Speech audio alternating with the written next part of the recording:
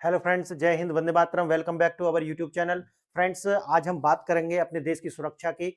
और आज मैं आपको बताऊंगा कि किस प्रकार से भारत के द्वारा 1000 स्क्वायर किलोमीटर की जो जमीन है, अब भारत को वो वापस मिल चुकी है चाइना से। अब इसी के ऊपर ये जो वीडियो है, ये पूरा का पूरा है कि जो बॉर्डर ब्रीफिंग जो है वो हुआ है और उसमें बताया गया है कि how India restored the patrol at that Depsang. यानी कि जो 2013 के अंदर चाइना के द्वारा हमारी 1000 स्क्वायर किलोमीटर की जो जमीन थी, 1000 स्क्वायर किलोमीटर की जो जमीन थी, उसको जो है अब वापस किया गया है। यानी कि वहां पर अब पेट्रोलिंग भारत भी कर पा रहा है। लेकिन आज मैं आपको इसमें एक ये तो दिखाने वाला ही हूं, लेकिन एक बात हम और यहाँ पर देखेंगे, और वो देखेंगे हम कि किस प्रकार से जिनके शासन काल में ये जो लैंड बाउंड्री डिस्प्यूट बढ़े थे और चाइना के द्वारा भारत की उस जो भारत की जो इस पेट्रोलिंग को देप्सांग रीजन के अंदर जो है बैन किया गया था चाइना के द्वारा। और वही लोग आज जो है सवाल उठा रहे हैं। मैं आज उनका भी आपको दिखाने वाला हूं। वो है कांग्रेस पार्टी। कांग्रेस पार्टी के जो प्रवक्ता हैं वो आज इस बात पर सवाल उठा रहे हैं कि भाई किस प्रकार से जो चाइना है उसने हमारी जमीन कब्जा ली है। लेकिन वो ये बात नहीं बताएंगे आपको कि भाई आज जो डेवलपमेंट हो रहे हैं और चाइना जो है पीछे हटने के लिए तैयार हुआ है, उसकी वजह क्या है। आप देखिए कितने सारे आर्टिकल्स है, मैं आपको इसी में दिखाने वाला हूं। देखिए ये देखना, India China complete the disengagement in the Ladakh Depsang region। देखना, India and China complete the disengagement in the Ladakh region. और देखिए successfully patrols go up in that Depsang Demchok. ये दोनों के दोनों है, एक तो देपसांग और दूसरा डेमचौक। ये दोनों वो एरिया हैं जहां पर जो है 2013 में कांग्रेस के शासन काल में ही यहां पर चाइना ने इनकी जो पेट्रोलिंग है वो बंद कर दी थी। पेट्रोलिंग का मतलब है कि जो सैन्य जो लोग होते हैं वो एलएसी पर अब गश्त करते हैं कि कोई इन्फिल्ट्रेशन तो नहीं हो रही है, तो उसको बैन कर दिया था चाइना के द्वारा। आज मैं आपको इसे विस्तार से समझाऊंगा, पूरी वीडियो देख करके जाना है और आपको इसमें से बहुत सारी बातें जो है वो सीखने के लिए मिलने वाली है। और देखिए, इंडिया और चाइना, ये India and China restored the patrolling rights along the LAC. और देखिए, Demchok and Depsang plains and disengagement eastern Ladakh. यानी कि अब यहाँ पे आप देखिए इतने सारे जो न्यूज आर्टिकल्स इसके ऊपर हैं। तो अब ये जो अब नई जो टॉक्स हुई हैं उनमें इसको जो है रिस्टोर कर दिया गया है और भारत अब वहां पर क्या कर सकता है, लगातार भारत की जो सेना है वो लगातार वहां पर पेट्रोलिंग कर सकती है। अब देखिए मसला क्या है, अब मैं आपको इसे विस्तार से बताऊंगा। ये मामला है सक्षम घाटी का, ठीक है। और सक्षम घाटी का जो ये आप इतिहास समझते होंगे, नहीं तो मैं आज यहाँ पे समझा ही दूंगा।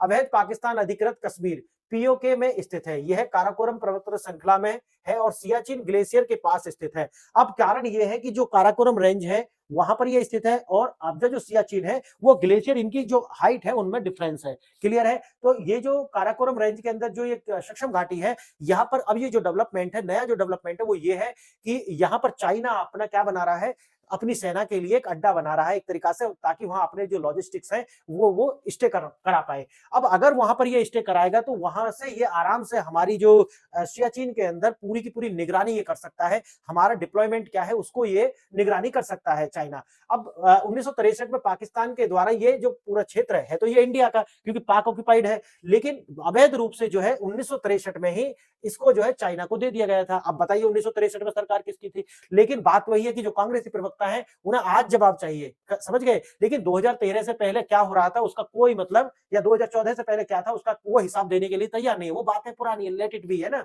चीन तेजी से सड़क का निर्माण कर रहा है। यह चीन पाकिस्तान आर्थिक गलियारा यानी कि सीपीईसी के जो परियोजना का हिस्सा है और इसीलिए आप भारत देखते होंगे कि भारत सीपीईसी है उसका विरोध करता है। भारत के लिए खतरा क्या है, जो मैंने अभी आपको शुरू में बताया, सियाचिन ग्लेशियर पर सीधी निगरानी ये रखेगा, क्योंकि दोनों की जो हाइट है उसमें डिफरेंस है। यानी कि इनकी हाइट ऊपर है, हमारा है नीचे। यानी कि एक यहाँ पे बैठा हुआ है और एक है यहाँ पे। यानी कि अगर आप देखोगे तो सियाचिन यानी कि यहाँ पर है और वो क्या है, यहाँ पर बैठा। तो इसकी जो निगरानी है वो आसानी से कर सकता है, डिप्लॉयमेंट जो है वो आसानी से कर सकता है, देख सकता है कि कहां कहां इनका डिप्लॉयमेंट है। चीन पाकिस्तान सैन्य लॉजिस्टिक्स की मजबूती, यानी कि हो क्या रहा है, एक और एलओसी है एक और एलएसी है। अब दोनों साइड से हम दुश्मन से घिरे हुए हैं। चीन इस क्षेत्र में तेजी से सैन्य तैनाती और रसद आपूर्ति जो है कर सकता है। क्लियर है, क्योंकि वो रोड का निर्माण कर रहा है। चीन की विस्तारवादी नीति का हिस्सा है। इसके ऊपर मैं एक अलग से वीडियो बना करके लाया था जिसमें मैंने बताया था कि किस प्रकार से जो चीन है उसकी स्लाइस पॉलिसी जो है वो क्या है। अब इससे उसकी जो विस्तारवादी नीति है और जो स्लाइस पॉलिसी है उसको बल मिलेगा और ये निर्माण भारत की रणनीतिक स्थिति को नकारात्मक रूप से प्रभावित करता है। अब बात वहीं आ जाती है कि हमने जो है अपने घर में साँप पाले हुए हैं और वही साँप जो है हमने 1947 में अलग भी करे थे। लेकिन साँप आज हमारे घर में है और साँप बेशक बिल में है, लेकिन है तो वो आपके घर में ही, याद रखना। अब आप सोचिए कि ये विचारधारा का ही तो अंतर है। जिस देश को हमने 33% लैंड अलग दे दिया हो, वो जाकर के आज हमारी जो ज़मीन है और उसके साथ जो अभी तो 1971 में बांग्लादेश बनाया, वही हमें परेशान कर रहा है। आप सोचिए, ये लड़ाई विचारधारा की है, ये देश के टुकड़ों की लड़ाई नहीं है, ये विचार है, ये लड़ाई है विचारधाराओं की। हमें आप समझ रहे होंगे कि किस प्रकार से अजीत डोभाल सर ने जो बात कही थी, हमें उस बातों को याद रखना चाहिए कि विचारधारा पर कुठाराघात करने की आवश्यकता है। अब हमें गुड बुक और कैंसिल कल्चर से बाहर आना चाहिए और लगातार इस विचारधारा पर जो है इसको तोड़ करके, मरोड़ करके कब्र में पैक कर देना चाहिए जितनी जल्दी हो सके। अब बात आती है कि भारत की उत्तरी सीमा पर चीन का नया सामरिक दांव। यह विश्लेषण जो है मैं आपको बताऊंगा और इसमें वही दाव है, जैसे कि मैंने आपको बताया कि एक सड़क का निर्माण वो कर रहा है। रणनीतिक चुप्पी का अंत, चीन जो सक्षम में तेजी से सड़क बना रहा है। हालिया रिपोर्टों से पता चला है कि चीन जो है अवैध रूप से कब्जे वाली सक्षम घाटी में तेजी से और चौड़ी सड़क का निर्माण कर रहा है, जो भारत की रणनीतिक स्थिति को सीधे तौर पर नकारात्मक रूप से प्रभावित करेगा। अब देखना, वो ये 75 किलोमीटर की जो लंबाई है, इसकी 10 मीटर की चौड़ाई है और चीन पाकिस्तान आर्थिक गलियारा जो है वहां से ये जुड़ा हुआ है सक्षम। अब भूगोल का नियत तय करता है। भूगोल जो है वो नियति कैसे तय करेगा, आप देखना, एक साइड क्या है, पीओके, ठीक है, ये पीओके के अंदर है। यहां देखना आप एक बार, ये है एलओसी, ये वाली नियंत्रण रेखा है, और ये वाला जो है आप जानते हो, देखो इसे आप पूरा देखिए, कश्मीर का ये नक्शा है, जहां से इधर का तो ये 1962 में, आपको जानते होंगे 1962 में चाइना के द्वारा इसको जो ऑक्यूपाई किया गया, और ये आप जानते होंगे ये पूरा जो हिस्सा है, ये पूरा जो हिस्सा है, ये पीओके का हिस्सा है। और इसको जैसे ही आजादी मिली थी, उसके बाद पाकिस्तान जैसे देश ने आक्रमण किया और उस टाइम पर इसको जो है नेहरू जी जो चले गए आपका यूनाइटेड नेशन, और उन्होंने कहा कि भाई यूनाइटेड नेशन में आप समझते हो कि बिना दांत बिना नाखून का वो संस्था है। उसने कहा कि जो जहां खड़ा है वहीं खड़ा हो जाए। अब देखना, यहां तक वो सेना हमारी चाहती तो उस टाइम पे जीत लेती, लेकिन वो यहां पर थी, इसलिए वो यही स्टैंड आउट कर गया। तो ये पूरा जो हिस्सा है, अब इसी के अंदर आप देखेंगे, यहाँ तो हमारा क्या है, हमारा लॉजिस्टिक्स है, लेकिन यहाँ पर आप देखोगे ये काराकोरम रेंज जो है, इसके अंदर ही है ये सक्षम वैली, और इसकी ऊंचाई जो है वो ज्यादा है, इसकी जो ऊंचाई है वो कम है। तो ये यहाँ से जो है इसकी निगरानी इजीली कर सकता है। आप इसकी लोकेशन समझ गए होंगे, और क्वेश्चन भी इसमें आ सकता है कि जो सक्षम वैली है वो कहाँ है, तो बता देना, वो पीओके की जो काराकोरम घाटी जो श्रेणियां हैं वहां पर है। अब वही आती है जो एलएसी है, इसके ऊपर मैं आगे आप बताऊंगा मेरे को। अवैध कब्जा और गैर मान्यता प्राप्त, 1948 में पाकिस्तान ने जम्मू कश्मीर के एक हिस्से पर अवैध कब्जा कर, जिसे पाकिस्तान अधिकृत कश्मीर का नाम दिया गया, और 1963 जो है पाकिस्तान ने पीओके के इस हिस्से को जो है सक्षम घाटी वाला जो हिस्सा है, इसको जो है चीन को सौंप दिया। क्लियर है, समझौता अवैध है क्योंकि पाकिस्तान ने उस क्षेत्र को चीन को सौंपा है, जबकि वो पाकिस्तान का है ही नहीं। अब बात आती है कि भाई हम आगे क्या करेंगे, तो वही अजीत डोभाल सर की बात है, उसे याद रख लो कि हमें भूलना नहीं चाहिए। आने वाली एक जनरेशन नहीं तो दूसरी जनरेशन, क्योंकि चाइना इतना स्ट्रांग नहीं रहेगा, और पाकिस्तान जैसे तो वेसल्स हैं, ये तो इसका कोई मतलब नहीं है। इसे इसके पास जो भी कुछ है, या तो वो चाइना की देन है या तो अमेरिका की देन है। इनकी एक ही देन है, वो है आतंकवाद। पूरी दुनिया को टेररिज्म देना, ये पाकिस्तान की पूरी दुनिया को एक जो है, या कहो कि इस आइडियोलॉजी जो है, टोटल आइडियोलॉजी जिसमें 56 मुल्क आते हैं, इनकी पूरी दुनिया को एक ही देन है, वो है टेररिज्म, ठीक है, और कट्टरता। इससे ज्यादा इन्होंने पूरी दुनिया को कुछ भी नहीं दिया है, और धोखा इनकी जो है डीएनए में है।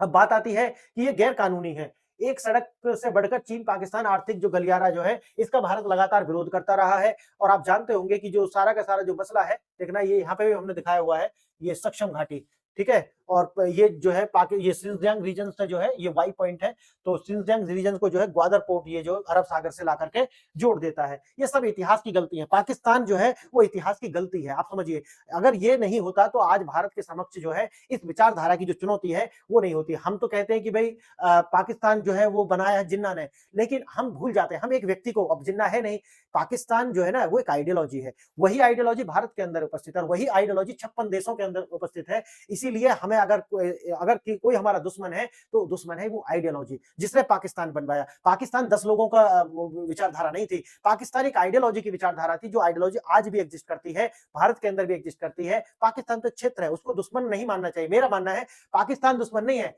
दुश्मन अगर मानना है तो उस आइडियोलॉजी को मानो, जो तुम्हारे भारत में भी है, जो पाकिस्तान में भी है, जो अफगानिस्तान में भी है, जो बांग्लादेश में भी है, और जो 56 मुल्कों में भी है। मानना है तो उसको हमें लेकर के चलना पड़ेगा, तब हम इस निजात पा सकते हैं इस कैंसर से। चीन इस सड़क का निर्माण सीपीईसी योजना के तहत कर रहा है। सीपीईसी का उद्देश्य चीन के जिनजियांग जो प्रांत है, अरब सागर से सीधा जोड़ता है, ये मैंने आपको इसमें दिखा दिया। सीपीईसी का विरोध करता है भारत, क्यों करता है? क्योंकि वो हमारा जो पाक ऑक्यूपाइड कश्मीर जो है वहां से निकल के जाता है और पाक ऑक्यूपाइड कश्मीर जो है भारत का अभिन्न अंग है। सियाचिन पर सीधी नजर, जैसे मैंने शुरू में भी आपको बताया है, अगर वो यहाँ पर सक्षम घाटी, क्योंकि उसकी ऊंचाई ज्यादा है और हमारा जो सियाचिन ग्लेशियर उसकी ऊंचाई कम है, इसलिए वो सीधा जो पूरी की पूरी जो हमारा डिप्लॉयमेंट है उस पर नजर रख सकता है। ये हमारे लिए एक खतरा की घंटी है। और सक्षम इंफ्रास्ट्रक्चर, चीन को भारत की सियाचिन ग्लेशियर में सैन्य तैनाती पर सीधी निगरानी, ये वाला जो मैं आपको बता रहा हूँ, ठीक है, सैन्य जो तैनाती की निगरानी कर सकता है, मॉनिटरिंग कर सकता है, हमारी क्षमता का जो है वो पता लगा सकता है और डिप्लॉयमेंट का भी पता लगा सकता है। ये हमारी जो वीकनेस है ये उसके हाथ में चली जाती है। अब बात वही है, चीन पाक सैन्य लॉजिस्टिक्स। अब लॉजिस्टिक्स बार बार आ रहा है, इसे समझते हैं ना, रसद सामग्री या जो आप कह सकते हैं कि हथियार, आर्सेनल्स जो है, उनका जो भी गाड़ी जिन्हें लेकर के जाती है उस स्थान तक, वो सारे के सारे लॉजिस्टिक्स के अंदर ही आते हैं। रसद सामग्री से लेकर के आर्सेनल तक वो जो लेकर के जाता है, ठीक है, वो है लॉजिस्टिक्स। चीन पाक सेना लॉजिस्टिक्स, इसका मतलब है कि अगर युद्ध होता है तो रसद सामग्री चीन से भी पहुंचाई जा सकती है और दूसरा है पाकिस्तान से भी। तो ये हमारे लिए जो वाई पॉइंट बनता है यहाँ पर, ये खतरे की घंटी है। और इसको जो है भारत के जो पीछे की भी इतिहास की गलतियां हैं, मैंने जैसा आपको बताया है, ये इतिहास की गलतियां हैं, नहीं तो ना तो पाकिस्तान होता और ना ही आज चीन जो है वो उसके बीच में एक बफर स्टेट होता जिसको हम बोलते हैं तिब्बत। तो हमारी जो ऐतिहासिक गलतियां, ये नहीं कह सकते मजबूरी मजबूरी, अरे मजबूरी थी तो हट जाना चाहिए था उस टाइम पे, या तो लड़ बढ़ते या तो हट जाते, लेकिन नहीं, वो कहते रहे कि सिर पर बाल नहीं है, इसी तरीका से क्या उगता है। उन्होंने उसी तरीका से जो चीनी हिंदू भाई भाई जो है वो कर करके इस तरह के जो बेवकूफी भरे नारे जो है वो है, ये इतिहास की गलती नहीं, ये महापाप और महाबेवकूफी के जो है एग्जाम्पल्स हैं। अब देखना, सबसे बड़ी तस्वीर चीन की विस्तारवादी दृष्टिकोण। सक्षम में चीन की गतिविधियां जो है उनका जो विस्तार है, तो आप जानते हो कि चीन जो किस प्रकार की रणनीति लेकर के चलता है, वो वसुदेव कुटुंबकम और इस तरीका की जो नॉनसेंस है ना, उन पर विश्वास नहीं रखते, बल्कि वो सीधा बात करते हैं कि मैंने आपको ये दिया, आप मुझे क्या दोगे। इस चीन जो है ना वो चीन, वो मतलब ना वो विचार है एक, चीन जो है कोई देश नहीं, एक विचार है। उसी तरीका से भारत एक विचार है। उनको लगता है कि हम गुड बुक्स में आ जाएंगे, जैसे हम मदद करते हैं, मदद का कोई मतलब नहीं बनता। एक व्यक्तिगत रूप से मदद समझ में आती है, देश दूसरे देश की मदद कैसे करेगा। आपको मैं कुछ दे रहा हूं, आप मुझे दीजिए, ये है समझ में आता है, लेकिन बड़े भाई बनने की जो चुल है भारत की, वो शायद जाएगी नहीं और हम ही शायद इस दुनिया से जो है धीरे धीरे सब चले जाएंगे, लेकिन ये चुल जो है हमारे नेताओं की जाने वाली है नहीं। इंडो पैसिफिक क्षेत्र और एशिया की भूभाग में चीन के लगातार आक्रामक रवैया का जो है वो प्रदर्शन कर रहा है और चीन जो है वो अपनी रणनीति से बाज नहीं आएगा। या तो चाइना ना रहेगा, अगर जब तक चाइना है तो अब तक वो आइडियोलॉजी रहेगी, जब तक वो आइडियोलॉजी रहेगी वो आपको स्लाइस बाय स्लाइस लगातार जो है काटते रहेंगे और आपको जो है लगातार परेशान करते रहेंगे। भारत का इसका विरोध जो है केवल एक स्थानीय और रूप से नहीं, बल्कि चीन की बड़ी रणनीतिक का हिस्से के रूप में करना होगा। बात वही है कि भारत जो है उसके समक्ष दो चुनौतियां हैं। 2013 से पहले तो हम यस मैम और यस सर जी थे, यानी कि चाइना कुछ कह रहा है तो हमारे उसके साथ अपने समझौते थे उस टाइम की पार्टीज के। अमेरिका के साथ भी वही थे कि यस सर। तो लेकिन अब ये यस सर से 2014 के बाद में जो सरकार बदली, उसने यस सर कहना बंद कर दिया है। बस इतना अंतर आया है, बाकी वही है कि कमी उनमें भी थी और कमी इनके अंदर भी है, क्योंकि डीएनए तो सेम है, ठीक है। तो डीएनए वाली बात आ जाती है, तो डीएनए दोनों का जो है सेम है, वो भी बड़े भाई थे और ये भी बड़े भाई हैं।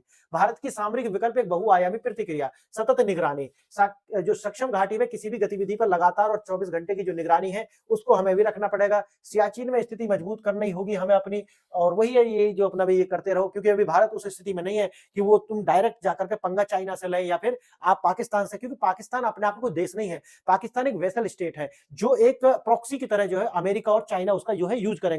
इसीलिए भारत को पाकिस्तान या बांग्लादेश जैसे जो देश हैं उनको एज ए कंट्री भी रिकॉग्नाइज नहीं करना चाहिए, क्योंकि वो अपने आप में पिट्ठू हैं, या तो चाइना के या तो अमेरिका के। तो राजनयिक विरोध, भारत को जो है इसकी जो है लगातार भारत ने इसका अंतरराष्ट्रीय स्तर पर भी विरोध किया है हमेशा से, और वही है सीमा पर अपना इंफ्रास्ट्रक्चर उसको डेवलप भारत लगातार उससे भी कर रहा है। लेकिन 2014 के बाद में ही ये सारे कार्य हो रहे हैं, उससे पहले जो है वो मानते थे कि अगर हमने निर्माण किया तो चाइना उन्हीं सड़क का यूज करके भारत में आ जाएगा। अब सोचिए किस तरीका की जो है डरपोक लोग थे, किस तरीका की जो रणनीति उनकी थी।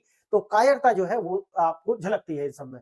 मुख्य निष्कर्ष वही है, प्रत्यक्ष खतरा है सक्षम चीन की सड़क पर सियाचिन के लिए एक सीधा सैन्य और निगरानी का जो खतरा है वो लगातार बना हुआ है। अवैधता का आधार ये निर्माण भारत के क्षेत्र पर हो रहा है, जिसे 1963 के जो अवैध रूप से जो पाकिस्तान के द्वारा चाइना को सौंप दिया गया था।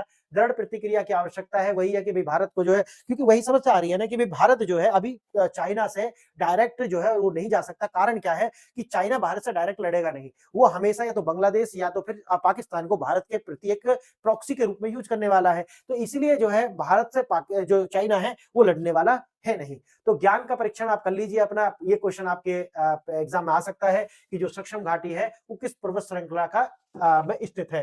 तो ये एग्जाम्पल में आ सकता है, एग्जाम में आपका आ सकता है, ये है काराकोरम पर्वत श्रेणी में। तो मित्रों यही है कि जो भारत है अब उसके पास जो विकल्प है वो बहुत लिमिटेड है। क्वेश्चन वही आ जाता है कि अजीत डोभाल सर ने जो कहा था कि अगर एक पीढ़ी नहीं कर पाती तो लगातार हमें जो बदले की भावना है उसको अपनी आने वाली जनरेशन के अंदर डालना होगा, और नेशनलिज्म जो है उसको अपनी जनरेशन के अंदर डालना होगा। वो ये ना समझे अरे ये तो धरती का टुकड़ा है, हम क्या करेंगे, अगर चाइना ही आ जाएगा तो हम तो चाइना के ही नागरिक बन जाएंगे। समझ गए ना, ये जो मानसिकता है ना, जो राष्ट्र की भावना, जो राष्ट्र प्रेम की जो भावना है वो लगातार जिस तरीके से कम हो रही है जनरेशन में, उसको हमें भरना होगा और लगातार ये ध्यान रखना होगा कि हमें सब कुछ वापस करना है। चाइना ऐसा ही नहीं रहेगा, वो कमजोर होगा, और जब वो कमजोर होगा तो हमें उसको कैप्चर करना होगा, उसकी लैंड को कैप्चर करना होगा, और एक एग्रेसिव पॉलिसी जो हमें भी बनानी होगी कि लगातार चाइना के जो हिस्से हैं उन पर क्लेम करना शुरू करना होगा। हमें बयानबाजी करनी होगी, समझ गए, बयानबाजी जरूरी है क्योंकि डिस्टर्ब करो उनको भी। तो ये सब अगर आप करते हैं तो एग्रेसिव होना पड़ेगा कुल मिलाकर के। अगर एग्रेसिव नहीं होगा तो सामने वाला एग्रेसिव होगा, तो डिफेंसिव नहीं रहना। और यही जो अजीत डोभाल सर जो थे उन्होंने ये बताया कि अब एग्रेसिव होने की आवश्यकता है, डिफेंसिव होने की आवश्यकता नहीं है। तो बताइए न्यूज आपको कैसा लगा? आज के लिए इतना ही। आपने वीडियो यहां तक देखा, इसके लिए बहुत बहुत धन्यवाद।